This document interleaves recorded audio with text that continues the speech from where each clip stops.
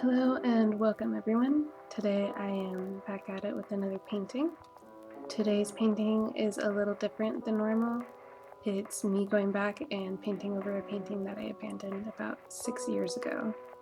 What you are seeing right now is what the painting looks like and what it looked like when I abandoned it. Since I abandoned it so long ago, it's just been sitting in my closet, kind of collecting dust. So I thought it was just about time that I got to it and confronted my fear. One of the main things that bugged me about this painting was the perspective, especially when it came to the face. I can't say I have a whole lot of experience with weird angles, so the perspective of this one was really just kind of making his face look droopy. His facial features were also off in size, like his eyes were way too big for his face. So the main thing that I'm focusing on right now is redefining his facial features. I guess you could say it's kind of like performing plastic surgery with white paint. The white paint, as I've mentioned in a previous video, is because I work better from building from nothing. So this is really helping to define what points are being pushed out forward more than other points. You'll see me go over this a bunch, so I'm sure you'll gather what I'm doing. Another thing I'm doing is trying to color correct because I didn't really like the tones that were already there. They were very orange based and I wanted this to have more pink and blue hues. So you'll see me add a lot of pinks in between the highlights and use purples for the shadows, just trying to stretch those colors more. The purples are also helping me define the shapes early on. I had a hard time editing this video because I personally think it was kind of boring to watch. As this painting dealt with a lot of corrections, it meant that I went over the same areas a bunch to get shapes correct, which unfortunately means that a lot of the times you don't really see much of a difference when I add a layer. I tried my best to edit it in a way where it was more interesting, so just bear with me for now. I had to condense down hours of footage because this painting was the longest one thus far that you've seen on this video. Overall, it took about 2 days on and off, so maybe about 8 hours total, which is mainly due to its excessive size and my compulsive need to choose the tiniest brush I can to blend things out. But that's just how I work, so maybe you guys will also enjoy watching that, I don't know. Anyway, from the last time I talked about what I was doing in the painting, I have kind of smoothed out the transitions from the shadows and the highlights. And once I got it to kind of a place where I could bear looking at it, I decided to work on the face more, which is why we have now jump cut to this close-up angle of the face. Throughout the video, it'll transition between the two shots that you've seen thus far, just slightly different from one another, since it was hard to film and not be in the way. Back to the painting, you can see me add more highlights and kind of push certain shapes more, such as the nose, the bridge between like the eyebrows and the eyelids. I'm also adding some pinks to help give color to the eyes and the lips. Now that I'm kind of happy with the direction that everything's going in, this is where I really try to focus on defining shapes and giving more of a contrast between highlights and shadows. As of right now, everything's just in the mid-tone range, and for it to look any better, it needs to be pushed more. I'll also be adding more solid layers of white and try not to blend them out as much so I can kind of get soft and hard edges into the face, which is something I've been trying to work on as an artist. Another thing that I wasn't quite sure what I wanted to do at this point is what I was going to do with the eyes. Originally, when I abandoned this painting, I was more into defining the eyes and making them bold, which meant that the irises were gold and the pupils were usually done with straight black Sharpie. But if we fast forward about 6 years to today, I don't really define the eyes in the same way that I did back then. I kind of just like having them white and without any life behind them. So while I was still figuring out what I wanted to do, I just worked around them and defined the shape around the actual eye bit. You'll also see me return to the same process of adding white in the same spots. It's a real problem in this painting because I am trying to correct a painting that I absolutely did not want to look at.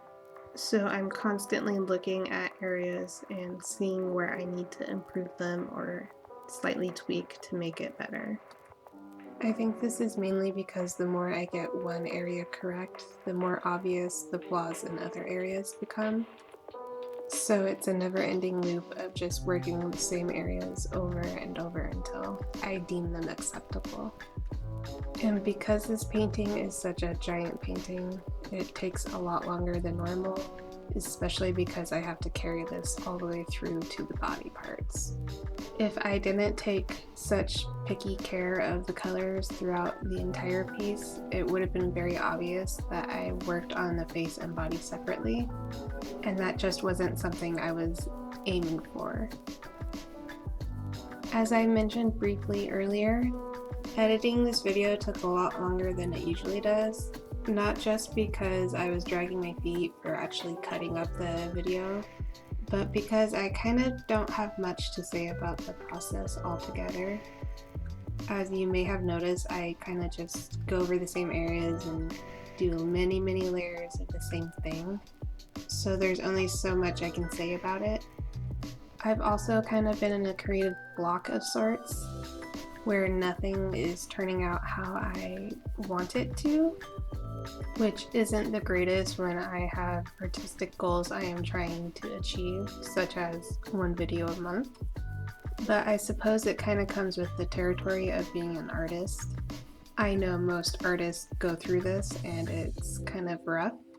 I've always gone through artistic spurts of being really motivated and inspired for a good while, and then just having periods of absolutely nothing for like a year or two. I'm trying my best not to just disappear and do nothing for that length of time again, because I do think it's important to fight through it and just to create even when you don't feel like it's the perfect time. One way in which I've been trying to combat this is through just daily sketching, or weekly sketching in my case. I'm not trying to post everything that I do, but I'm just trying to get in the habit of just working and sketching when I can. Not everything has to be a work of art, and not everything has to be ultra creative.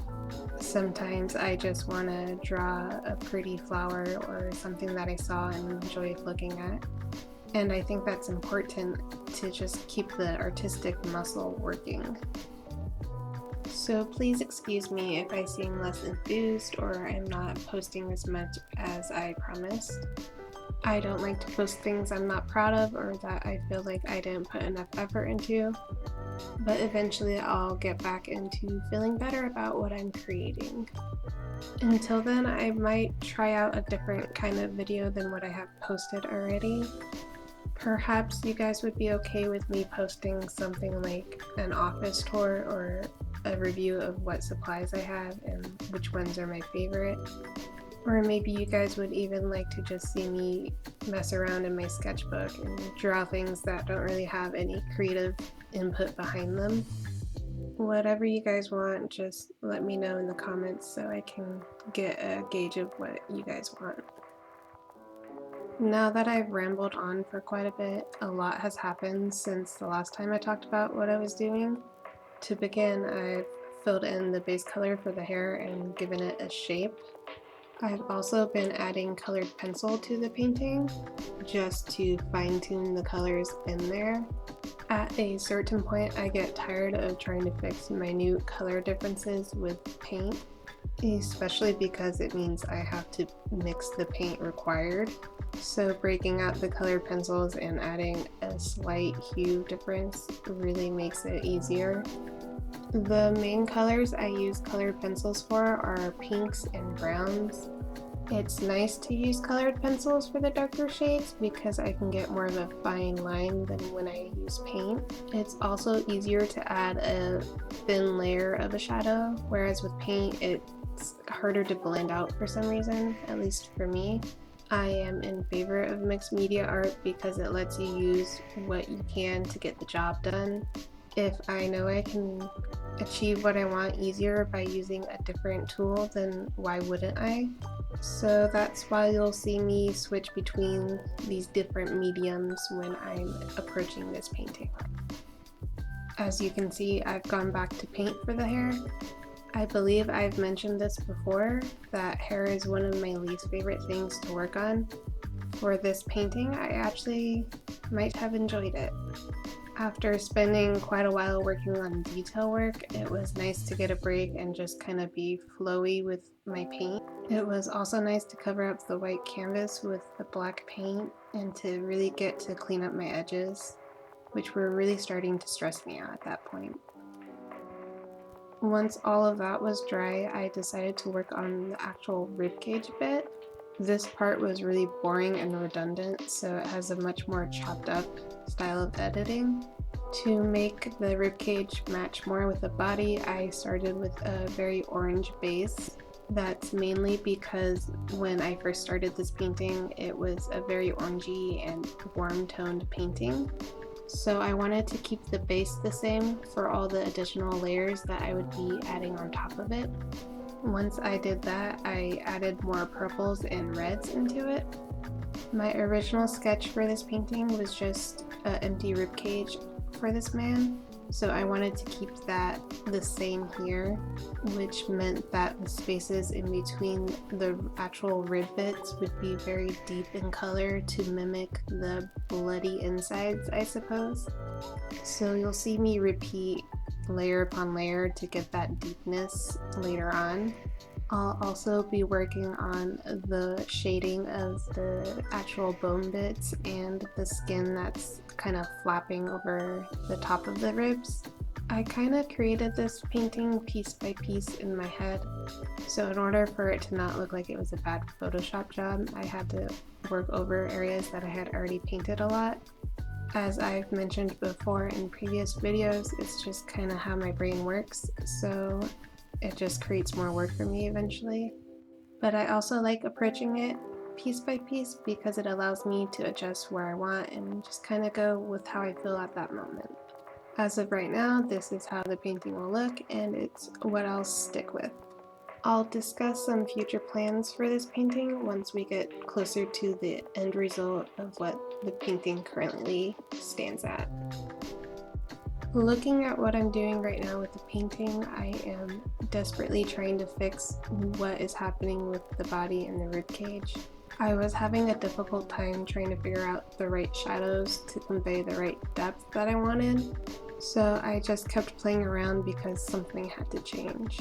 I think by the time I get to the end result, it looks a lot better than what it does now, so that's a good thing, because it means that I'm not just needlessly reworking areas with no result. As someone who has never actually painted any kind of bone or skeleton, I am very happy with how this one turned out.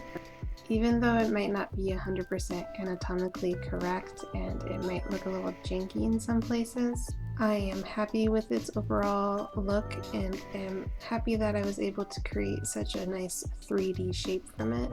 I tried my best to pay special attention to the highlights and the shadows so that it would look more 3D.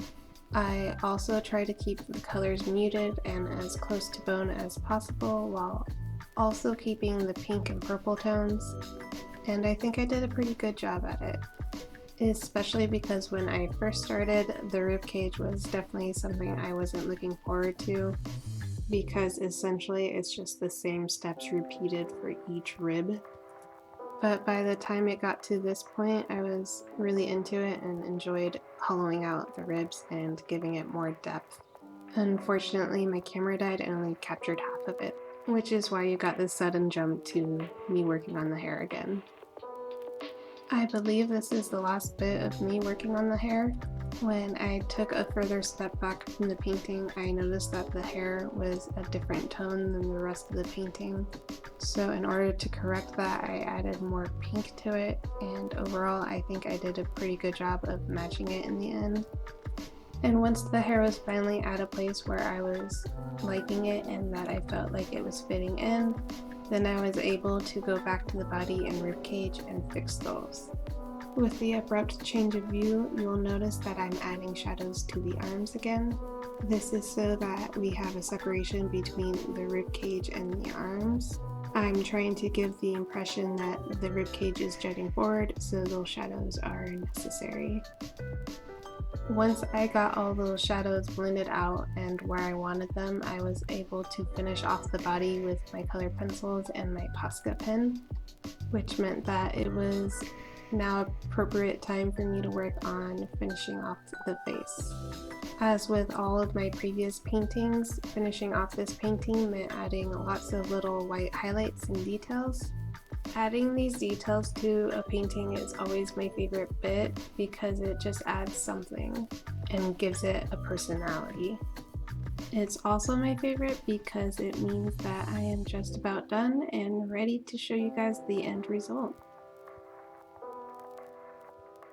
Here is what the painting started out as, and here is what it ended up as. I'm pretty happy with the end result. As I've said before, I'll probably go back and do something to it. Right now, I kind of want to add some light emitting from within the ribcage, but I'll have to play around with that concept before I actually try it.